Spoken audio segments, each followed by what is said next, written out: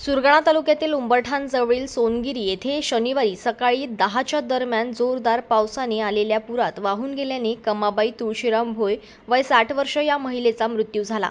याबाबत पोलीस पाटील तुळशीराम खिराडी यांनी दिलेल्या माहितीनुसार कमाबाई व तिचे पती तुळशीराम जीवन भोय दुकट्या डोंगराच्या पायथ्याशी असलेल्या देवीचा माळ येथील शेतात उडीद पेरण्यासाठी गेले होते।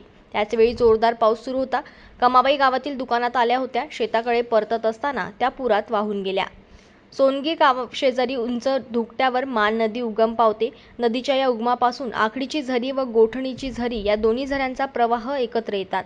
याच ठिकाणी दगडावरून पाय घसरून पुराच्या प्रवाहात वाहून गेल्याने मृत्यू झाल्याची घटना घडली आहे। माजी सरपंच सुरेश चौधरी, पोलीस पाटील तुळशीराम खिराडी यांनी तलाठी जयश्री वाडेकर यांना माहिती दिली। तलाठी यांनी तत्काळ तहसीलदार रामजी राठोड यांना कळवले। दुपारी अंत्यसंस्कार करण्यात आला। तिच्या पश्चात मुलगी, मुलगा, पती असा परिवार आहे।